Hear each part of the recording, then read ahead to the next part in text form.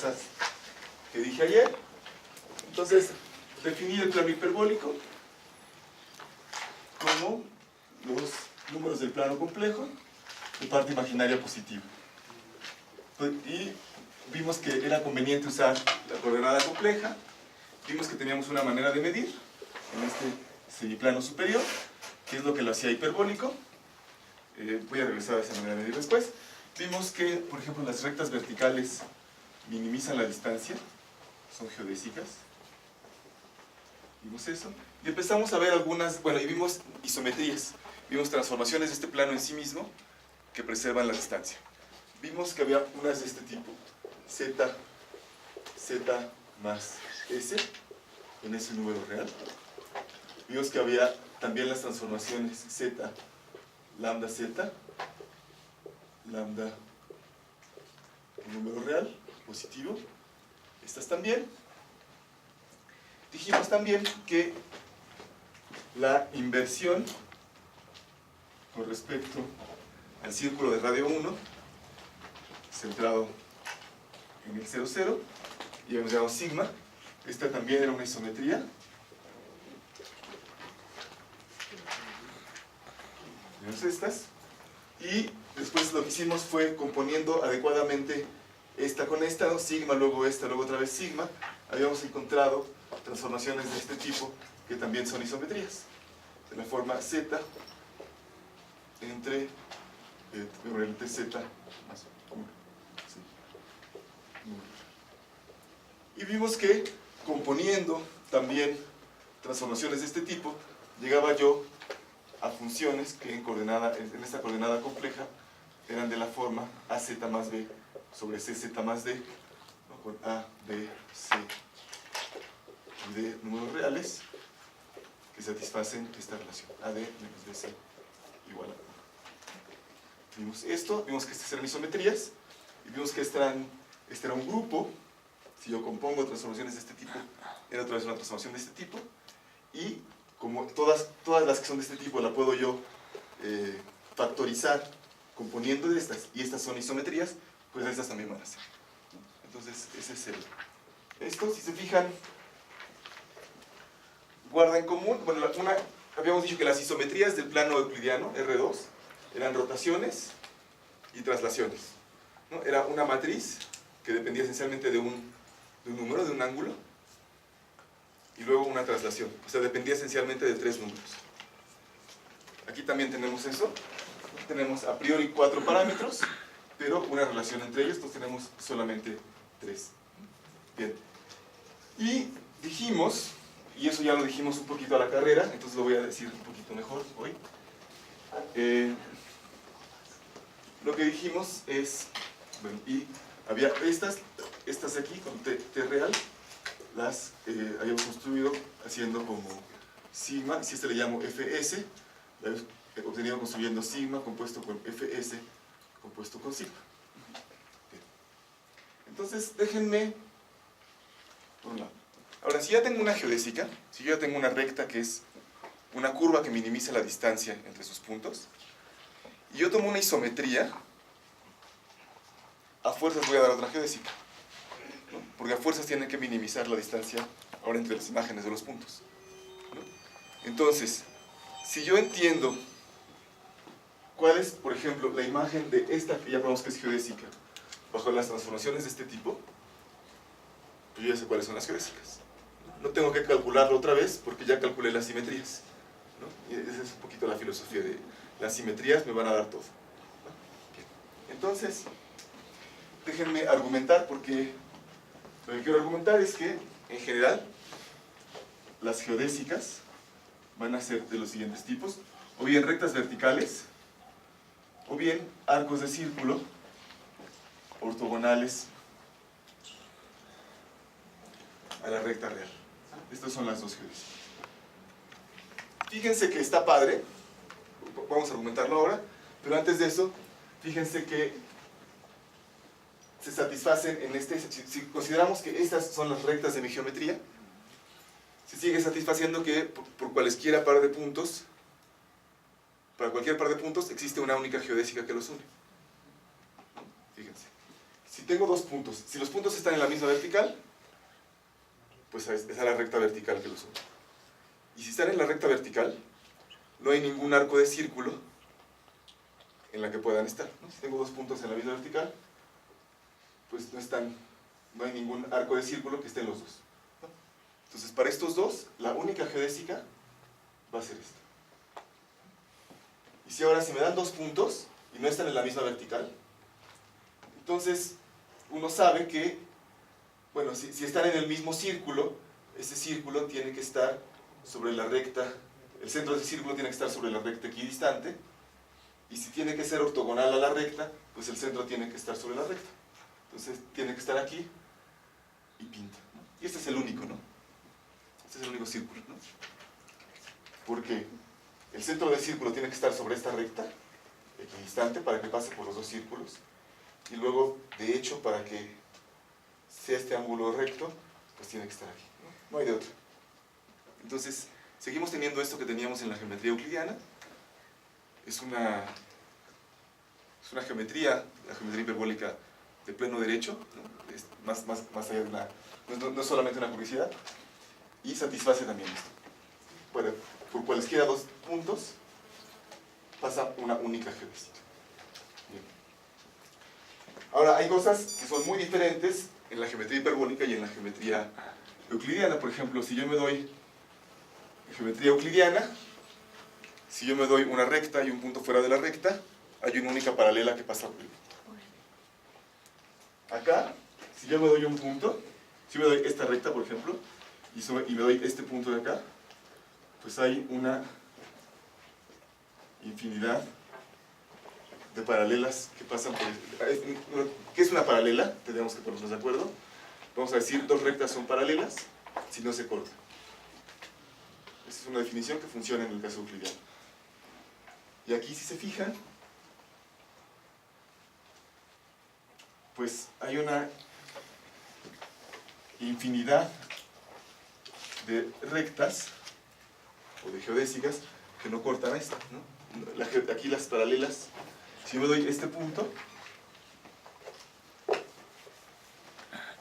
si yo me doy este punto, pues con respecto a esta recta, pues tendré esta recta, que no la corta, que es candidata a ser una paralela, pero también esta recta, y también esta recta, y tengo una infinidad. En eso es distinta la geometría hiperbólica de la geometría euclidiana. Entonces hay cosas que funcionan igual, hay cosas que funcionan diferente, y después vamos a hablar de una cosa que funciona diferente. Entonces tengo que argumentar por qué, si voy componiendo transformaciones de este tipo, al modificar una recta vertical, obtengo este arco de círculo. Entonces déjenme fijarme en esta de aquí, y voy a fijarme en esta recta.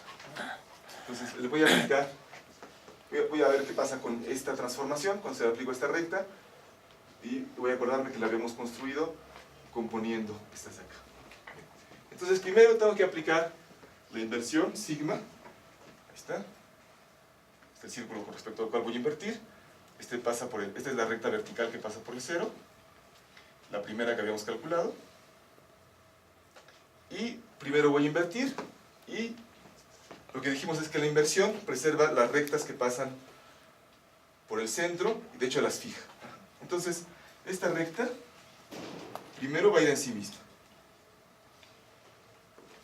con esta inversión. Después, Fs es esta de acá, después la voy a trasladar. Bien. Y después voy a tomar otra vez la inversión con respecto a este círculo. Y cuando tomo la inversión con respecto a este círculo, pues este punto irá a dar acá adentro. Esta línea vertical, como va hacia el infinito, pues va a transformarse algo así. ¿Sí lo ven? ¿Sí lo ven? ¿No? Tomé ya está, esa fue la primera sigma, después lo trasladé, aquí está, y después tomé la inversión de esta recta con respecto a este círculo. Yo digo que queda más o menos esto. Y así ya tengo este arco de círculo que intersecta ortogonalmente la recta.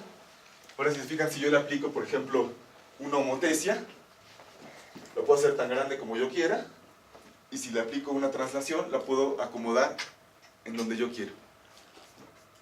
Todo arco de círculo lo puedo obtener de la recta vertical aplicando convenientemente estas isometrías. Y por eso las geodésicas van a ser estos arcos de círculo. ¿Queda claro?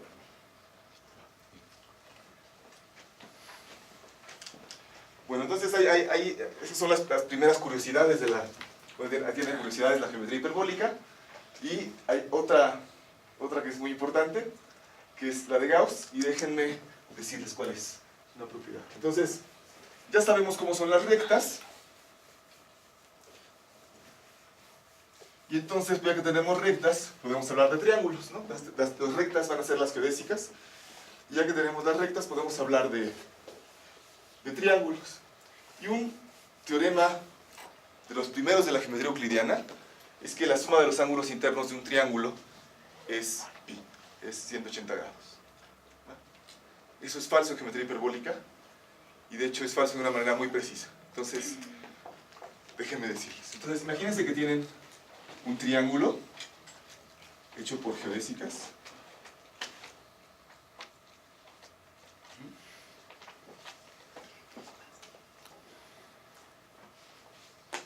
Los ángulos los mido del mismo modo que los mido en el plano euclidiano, ¿no? Tengo aquí un ángulo, tengo aquí otro ángulo, tengo aquí otro ángulo, teta 1, teta 2, teta 3.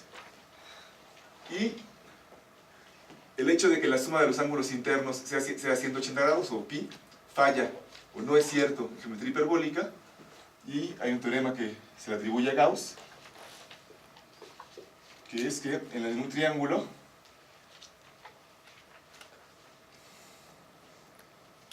el área del triángulo, déjame llamarle T al triángulo, el área del triángulo es pi menos la suma de los ángulos internos. Entonces, esta fórmula no tiene ninguna... La fórmula análoga a geometría euclidiana es la fórmula que me dice que la suma de los ángulos internos de un triángulo es 180. Y aquí, si se fijan, aquí va a ser la suma. Para empezar, fíjense, aquí hay dos cosas. Para empezar, un triángulo no podrá tener área mayor que pi. Lo cual, eso es algo que en geometría euclidiana no pasa, ¿no? Si yo tengo un triángulo, pues yo tengo uno igualito del doble de grande. Uno igualito del doble de grande, ¿no? El área de los triángulos no está acotada. Yo puedo tener triángulos en geometría euclidiana del área que yo quiera. En geometría hiperbólica no. En geometría hiperbólica, los triángulos van a tener área menor que pi. Claro, ¿no? Entonces vamos a probar esta. Les recuerdo que la manera de medir la longitud de una curva, la longitud hiperbólica de una curva, era tomo gamma 1' cuadrado más gamma 2' cuadrado, saco la raíz y luego divido entre gamma 2, ¿no? Entonces la manera de medir la longitud de una curva es lo que habíamos dicho, ¿no? Que cuando tengo el semiplano superior, el tamaño de un vector, el tamaño hiperbólico de un vector, va a ser su tamaño euclidiano dividido entre su altura, su coordenada y. Y del mismo modo, si yo quiero calcular la medida de un conjunto, el área de un conjunto, el área de un conjunto U, pues si se fijan, la misma fórmula me dice que esa área va a ser la integral. Bueno, entonces, déjame aquí. A ver, esta sería el área euclidiana, ¿no?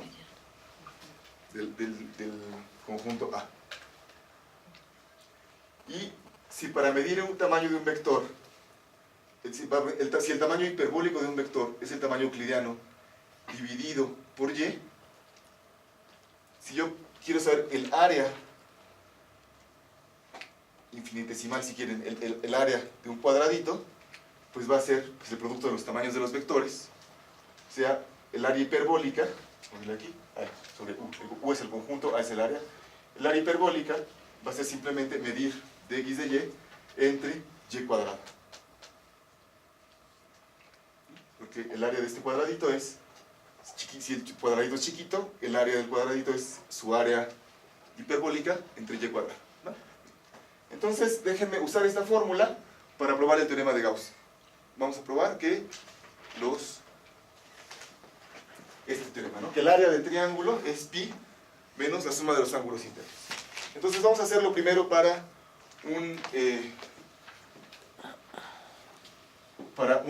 una clase de triángulos hiperbólicos particulares. Entonces, ahí va. Entonces, esta es la geodésica dada por el círculo de radio 1 con centro en el 0. Esta es la recta vertical, la geodésica vertical, y esta es otra geodésica. ¿Aquí? Entonces, quiero calcular el área de este triángulo. ¿Se fijan? Los tres lados del triángulo. Bueno, es un triángulo sí y no, porque como que hay un vértice que está muy lejos, pero vamos a calcular de todos modos. Este vértice, ¿sí lo ven, no? Está ya al infinito. Como un triángulo, es un triángulo de los que se llaman ideales, porque tiene un vértice al infinito. Igual quiero calcular esta área, ¿no? Entonces déjenme calcular el área de esta zona. Entonces, este es el círculo de radio 1, esta es la recta x igual a 0, y esta es la recta x igual a coseno de teta. Entonces déjenme ponerle aquí, este que es el ángulo teta. Y quiero saber cuál es el área de esta región sombreada. Entonces, fíjense, tengo aquí este ángulo es teta.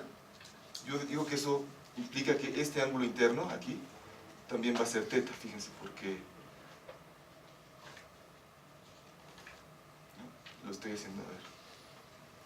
¿Sí lo ven? Ese triángulo es rectángulo, es el tangente, aquí, y este es teta, ¿sí? Queda este vale teta también, ¿no? Si este vale teta, entonces este vale pi menos teta, y estos dos triángulos son semejantes, y este vale teta y este vale teta, ¿no? Entonces, esa es la recta, entonces, x igual a 0, x igual a coseno de teta, y pues quiero calcular el área de esta región, ¿no? Entonces vamos a usar esa fórmula. Usamos esa fórmula, entonces, pues quiero calcular esta área, ¿no? Usando esta fórmula. Entonces lo que quiero calcular es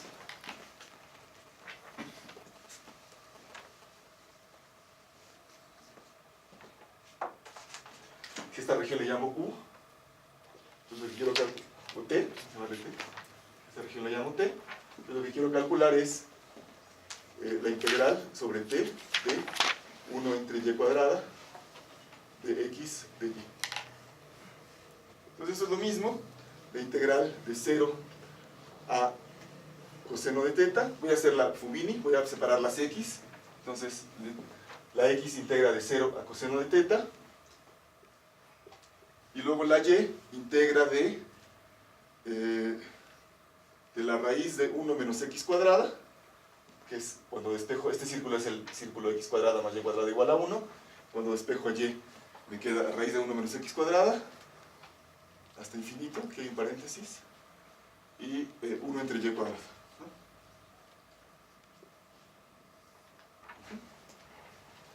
Bien. Y entonces 1 entre y cuadrada, si lo hace integrar, integral de 0 a coseno de teta de menos 1 entre y, evaluado en la diferencia entre infinito y 1 menos x cuadrada. Y esto es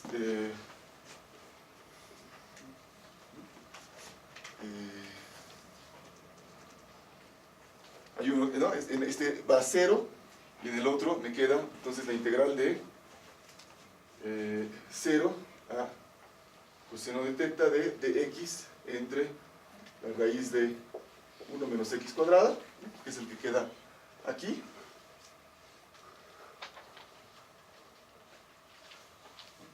En infinito vale 0, menos este se van los ceros, me queda esta integral, Y esta integral ya uno puede hacer un cambio de coordenadas trigonométrico con el coseno, y acordarse que estamos tomando un pedazo donde está el coseno, donde el coseno es positivo, y esto me da pi medios menos teta.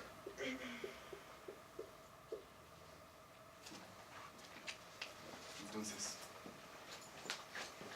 el área de este triángulo, entonces voy a pensar en este como un triángulo, con un vértice de ángulo 0 al infinito, y el área entonces de este triángulo es pi medios menos teta, que si se fijan es un caso particular de este. El área del triángulo es pi medios menos teta,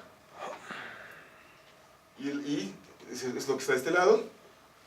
El área del triángulo es pi medios menos teta, y luego pi menos la suma de los ángulos internos. Tengo un ángulo interno 0, tengo aquí un ángulo recto, entonces es un ángulo pi medios, y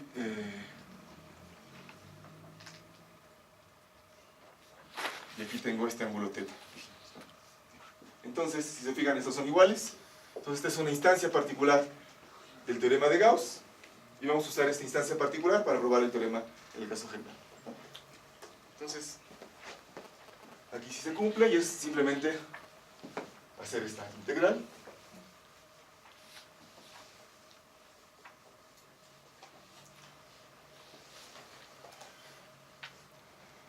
Déjenme hacer ahora. Si yo tengo un triángulo así,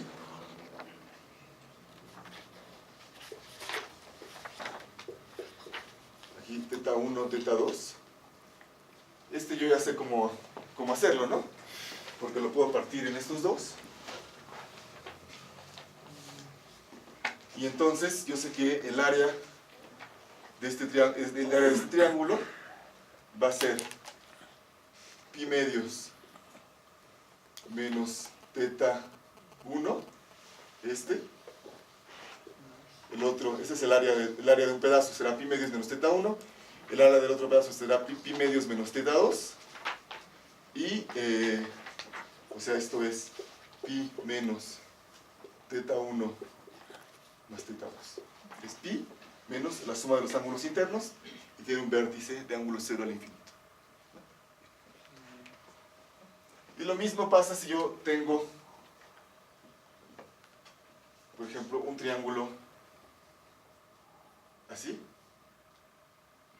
Ahí ya no sería la suma, sino sería tomar este triángulo y tomar la diferencia con este triángulo para saber cuánto mide el área de este triángulo, y uno puede ver que es exactamente lo mismo. Es pi menos la suma de los ángulos internos. Entonces déjenme ahora hacer el caso general, hacer el caso para todos. Entonces yo digo que con estos tres pedazos ya sabemos que el teorema de Gauss vale cuando el triángulo tiene un vértice al infinito. Entonces vamos a hacer el caso general. Entonces tomen un triángulo hiperbólico.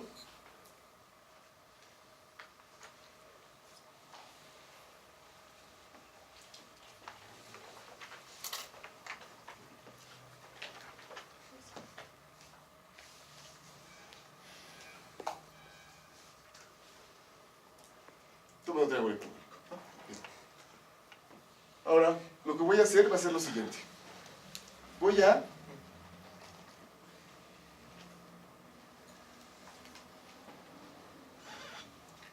tomar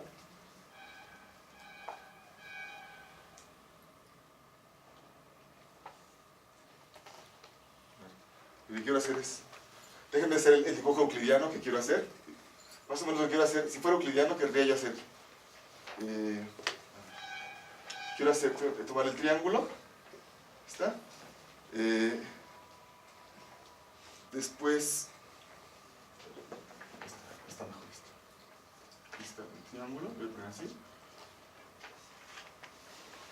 ¿No? Entonces este es el triángulo que quiero calcular, ¿no? Entonces, lo que quiero, entonces, estas son las tres rectas del triángulo, y voy a tomar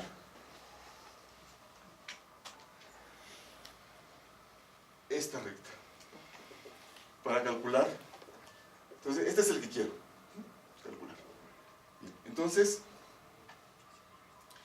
agarré un triángulo ideal, que es este, o sea que tiene un vértice al infinito, tomando el punto que sale de aquí y yéndome hasta acá.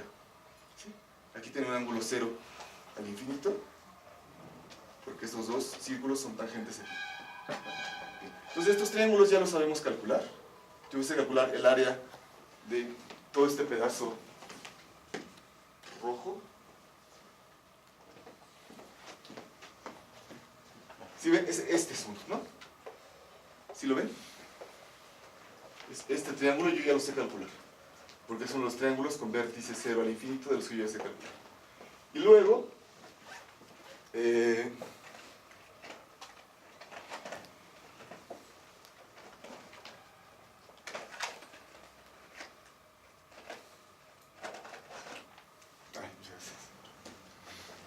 entonces, ¿ven el triángulo original, el que quiero?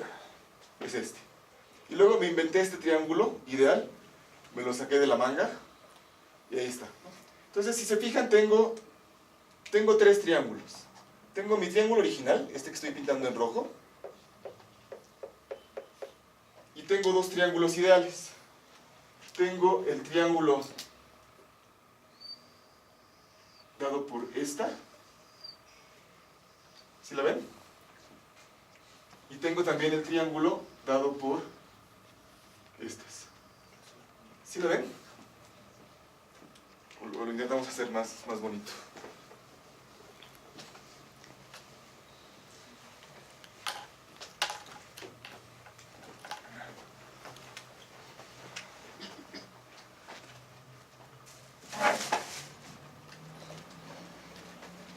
Sí, a ver, ¿qué serían? Hay más colores ahí. Perfecto, perfecto. A ver, entonces, lo voy a volver a hacer. Entonces tengo aquí mi triángulo original, ¿va? Ahí está mi triángulo. Son arcos de recta, intersecta. Ahora voy a tomar, este ya no es parte del lado del triángulo, pero se puede prolongar. Esta recta aquí, tiene ángulo recto, y, no, esta no, es esta de aquí, y voy a tomar el arco de círculo que pasa por este punto y por este de acá.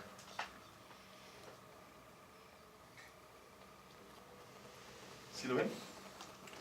Y ahora este es el triángulo original que tengo. Si fijan, esto que está pintado aquí es un triángulo ideal, ¿no? Tiene este lado, un triángulo con un vértice al infinito. Tengo este lado y este lado, ¿no? Y luego también tengo este otro triángulo que tiene un vértice al infinito. ¿Sí? Entonces, yo ya sé calcular el área de la unión, porque es un triángulo con un vértice al infinito. Y yo ya sé calcular el área del azul, porque es un triángulo con un vértice al infinito. Entonces, tomando la diferencia, puedo calcular el área del triángulo rojo. Entonces, vamos a hacerlo. Entonces, déjenme llamar. Aquí tengo los ángulos estos, θ1, θ2, θ3. Este ángulo aquí será pi menos θ2. ¿Sí? Aquí es un ángulo 0 al infinito. Y este triángulo aquí, pues no sé cuál es. Déjenme llamarle eta. ¿Sí? Entonces, el área de todo es pi, es el área de este triángulo. Entonces, pi menos la suma de los ángulos internos, que es θ1 más θ3 más eta. Ese es el área de todo. Tiene un vértice al infinito, entonces yo ya lo sé calcular. Y este ángulo no lo